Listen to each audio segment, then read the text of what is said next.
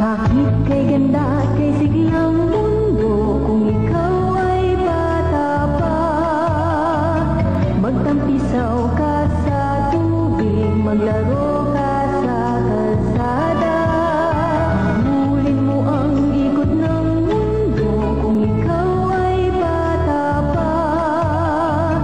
Magtampisaw ka sa tubig, maglaro ka sa kalsada. Hulin mo ang ikot ng mundo kung ikaw ay bata pa.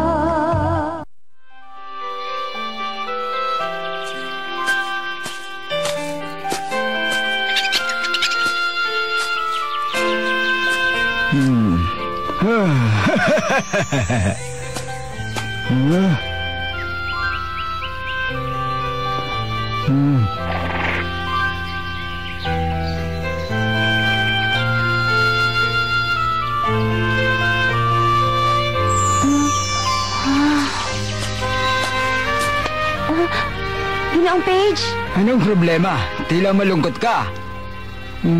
nalulungkot po ako. Wala na po si Charlie, pero parang baliwala po kay Dan.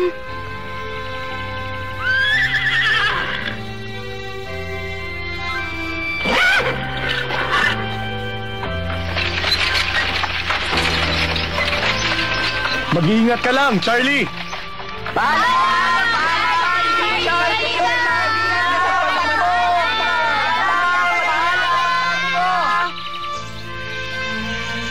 Si Dan po ang nag-alaga at nagpalaki kay Charlie. Kaya nga mababakas ang saya sa kanyang mukha nang umalis si Charlie. Ha? Talagang masakit tanggapin ang mawalay sa iyong minamahal, ngunit hindi dapat malungkot dahil yun ang panibagong simula. Panibagong simula? Nan, aalis na ako para mag-aral sa Boston. Bukas makalawa, aalis na ako. Ang katanungan, Ha? ano ba sa palagay mo ang mahalaga para sa kanila? Nais ni Dan na makapagsimula si Charlie. At alam niyang yon ang dapat para kay Charlie. Kaya masaya siya nang umalis ang kanyang alaga. Enjoy watching bitstv.com.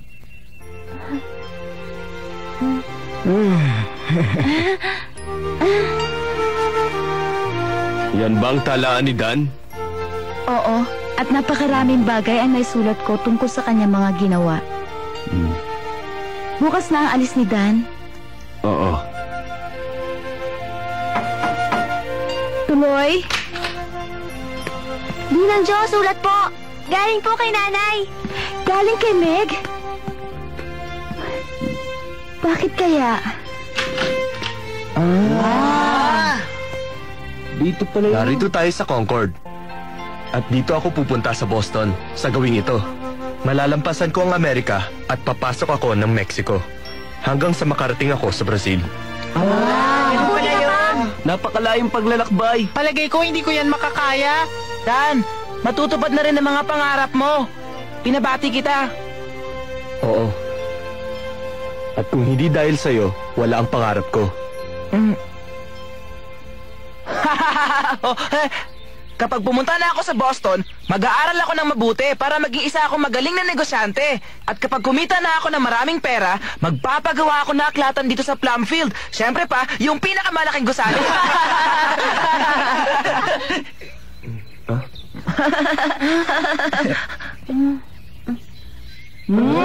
Nan!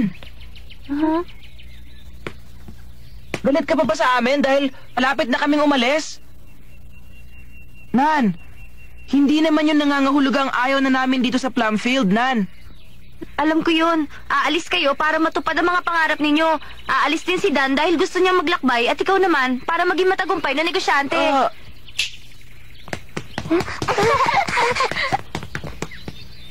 Isa, dalawa, tatlo! Tatlo!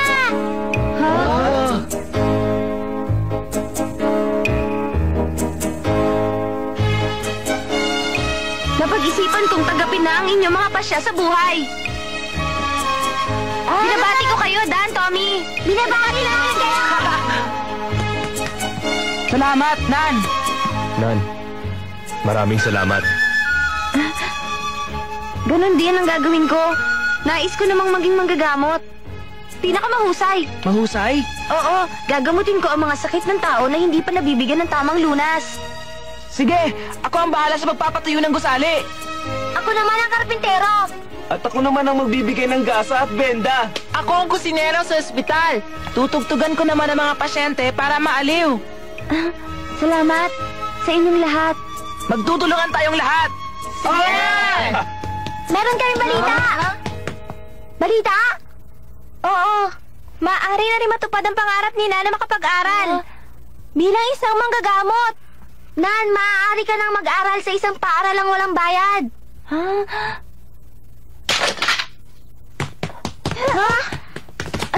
Ginang Jo, totoo po ba ang tungkol sa libre kong pag-aaral? Oo. Kapag sumagot ang eskwelahan, hindi malayo makatapos ka ng medisina. Pupuntahan ko lang po si Dr. Faith ngayon din. Hintay! Nais ko lang pong malaman kung magkakatotoo ang aking mga pangarap. Gusto ko pong matulad kina Dan at Tommy. Salamat, Nan. Pagbubutihin din namin. Tumpak, ganun nga. Kung ganon, Ginang Jo, nakahanda na po ang karawahe. Ginang Jo? May lakad tayo. Pupuntahan natin si Dr. Faith. Pupunta na sa Dr. Faith. Makikita natin. Libreng pag-aaral? Libreng pag-aaral. Ano yun?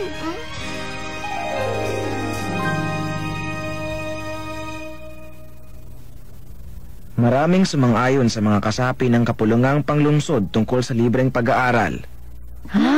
Ano pa po? Ipapatupad ang panukala. Marami-rami na ring mga mag-aaralang nagpatala upang makamit ang libreng pag-aaral. Marami na po? Kukuha ng pagsusulit ang mga nagpatala at iisa lamang sa kanila ang maaring magkamit ng libreng pag-aaral. Isa lang ang papasa. Tungkol po sa ano? Ang pagsusulit ay tatalakay sa pangkaalamang medisina. Kukuha po ako ng pagsusulit, Dr. Faith. Nauunawaan kita, Nan. Pero sa palagay ko, maaga pa para kumuha ng pagsusulit. Kinakailangang 20 taong gulang ka na, Nan. 20 taon? Kay tagal na paghihintay.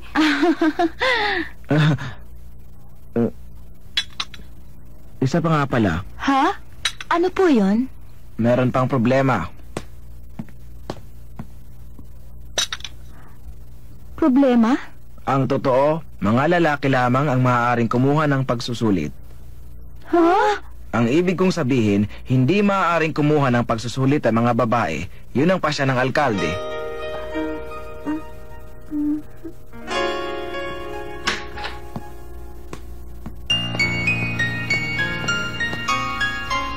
Makalumang kaisipan ng alkalde. Hindi niya maiisip kung paano magtatrabaho ang isang babae sa ating lipunan. Hindi ko yun maunawaan. Nan? Bakit hindi pwedeng kumuha ng pagsusulit ang mga babae?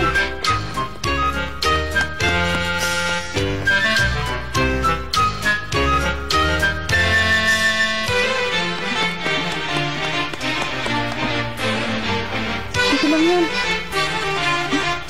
Magandang umaga po. Saan po rito ang tanggapan ng alkalde? Dito na nga. Salamat po, alkalde.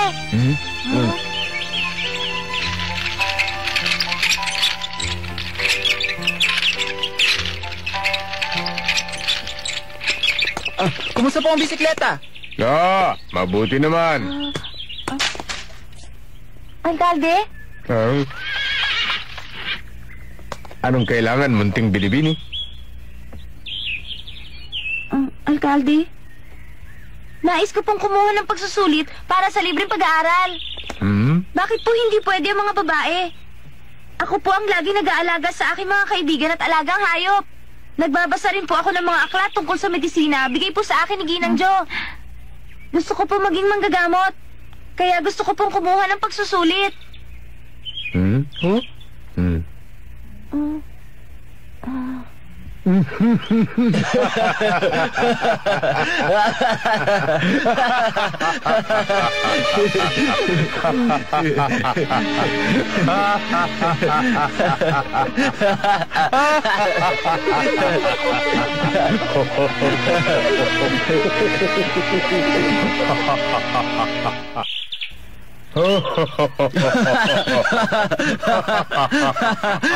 Nene, alam mo ba kung ano yung sinasabi mo, ha?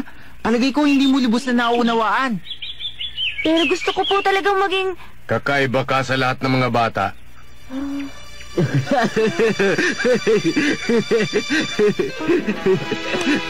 Magandang umaga po, Alkalde. Ano pong nangyayari dito? Walang naman. Munting kwentuhan lamang. Gustong kumuha ng pagsusulit ang batang ito para sa libreng pag-aaral. Bakit? Gusto ng batang ito na maging isang manggagamot. Ha, maging isang manggagamot? Isang babaeng manggagamot? Hindi ko maubos maisip kung anong gagawin ng isang babaeng manggagamot. Pakinggan mo sana ang aking sasabihin. Malayo sa katotohanan na maging manggagamot ang isang babaeng tulad mo. Maunawaan mo rin ang sinasabi ko pagdating ng tamang panahon. Sa ngayon, huwag ka na muna mag-isip ng mga gawain panlalaki lamang. Makabubuti na rin sa'yo. Pag-isipan mo munang mabuti. Oh! Ginang Jo? Sandali lang. Ha? Ginang Bayer, magandang umaga sa inyo. Bakit hindi maaaring maging manggagamot ang isang babaeng tulad ni Nan? Ha? Bakit ninyo hinahadlangan ang pangarap ng isang batang babaeng tulad ni Nan? Hindi na ba ninyo naisip na maaaring mas matalino at mas marami siya magagawa sa kabila ng pagiging babae? Pero ang totoo, hindi maaaring maging doktor ang isang babae. Bakit hindi? Talagang ganon ang kalakaran. Wala nang iba pang paliwanag. Marahil may iba pang ang doktor na babae dito sa mundong ibabaw. Ngunit tignan ninyo ang mga tagapagtanggol, ang mga politiko, lahat sila ay pawang mga kalalakihan. May nalaman ba kayong isang babae man lamang? Ang bisikleta bang yan ay para lamang sa mga lalaki? May babae bang sumasakay sa bisikleta? Kamangha-mangha. Huwag po kayong mag-alala. Hindi nila kayang sumakay sa bisikleta. Ang ibig kong pong sabihin ay mahihirapan sila? Sa pagkakaalam ko, wala pang sumasakay sa bisikleta ni isa mang babae dito sa bayan ko. Naunawaan ba ninyo, Ginang Bayer? Pamanhin.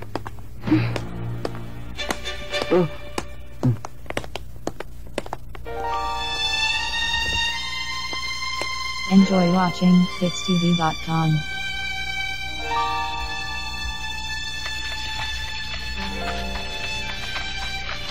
Nasa ika-20 siglo na tayo ng panahon, ngunit hindi pa rin nagbabago ang kanilang kaisipan sa takbo ng makabagong panahon. Ginang Jo? Ha? Wala na po akong pinangarap kundi ang maging manggagamot. Pero palagay ko po, hindi na matutupad. Sana naging lalaki na lamang ako nung ako ipinanganak. Nan?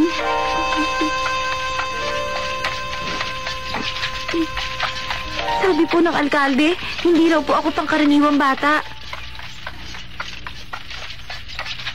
Yeah!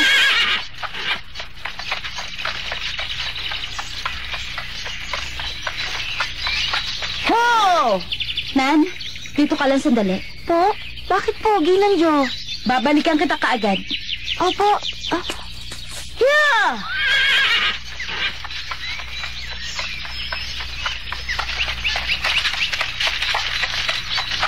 Ha!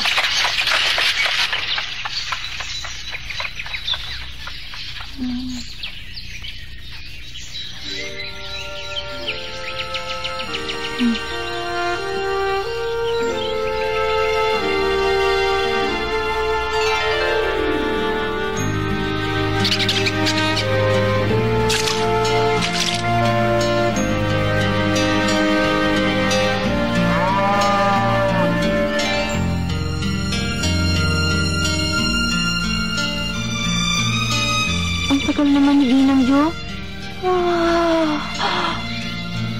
Saan kaya siya nagpunta? Nan! Salamat sa iyong paghihintay! Bisikleta? May bisikleta ang kaibigan ni Dr. Fate at hiniram ko muna. Kaya lang, medyo maliit ang bisikletang ito kaysa sa bisikleta ng alkalde. Ginang-Jo? Ngayon, susubukan natin. Susubukan? Sasakay ako sa bisikleta. Nan, wala sa aking isipan na di ka pang karaniwang bata tulad ng sinabi ng alkalde. At hindi yun nangangahulugang hindi ka na maaaring maging isang manggagamot. Huwag kang susuko. Kapag sumuko ka, walang mangyayari sa buhay natin. Paniwalaan mo lang na kaya mong gawin.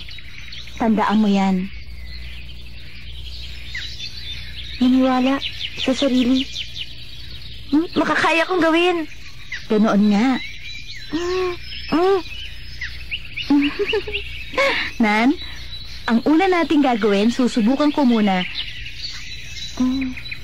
Kapag nasubukan na natin, sigurado ako matututunan natin sakyan ang bisikleta niyan. Patutunayan natin kaya rin natin sumakay sa bisikleta.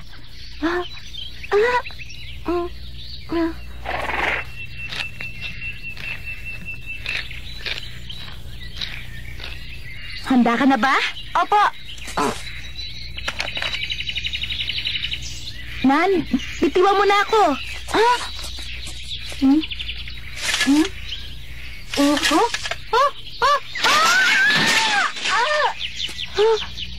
Ginang-Jo, nasaktan po ba kayo? Walang anuman to. Hindi nga ito madali. Pero, subukan natin. Pagbubutihin ko ngayon. Ginang-Jo! Handa ka na ba? Ginang-Jo, nasasakyan niyo na! Nan! Maaari mo na ako bisiwan! Ginang-Jo!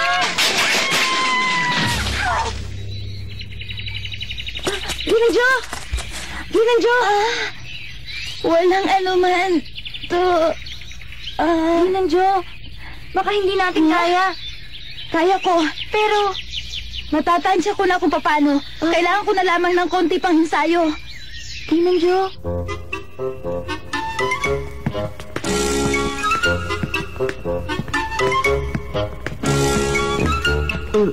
Jo, Fritz?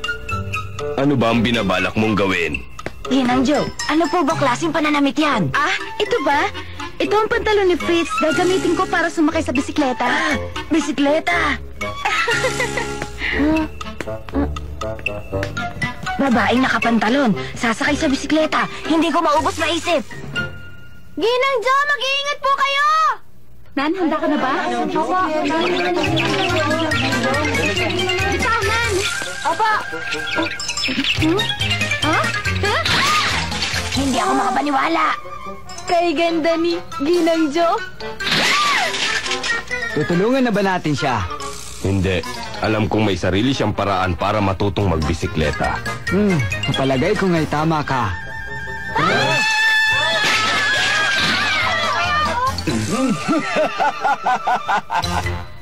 Ginang-Jo, tumayo po kayo. Subukan muli.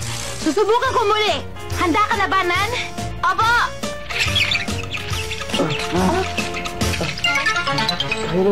Nakaya rin niya! Nan, bitiwan mo na ako! Ginang-Jo!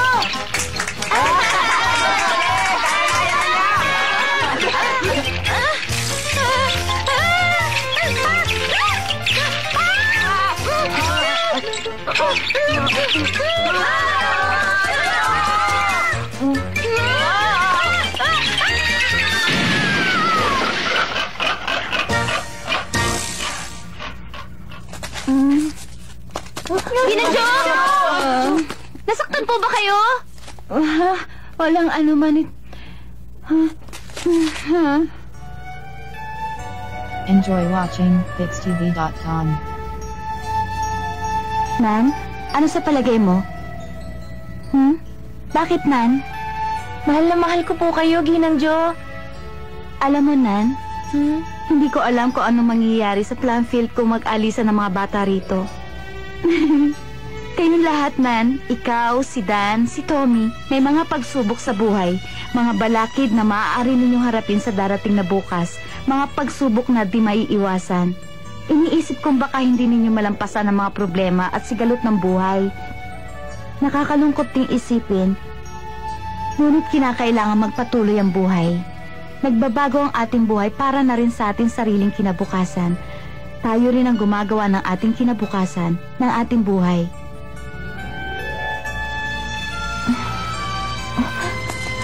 Ginanjo, darating din po ang takdang panahon na lilisanin ko rin ang Plumfield. Ganoon nga. Susubukan ko po. Tutuparin ko ang aking pangarap. Kung may malaking balakid sa buhay, buong tatag kong haharapin.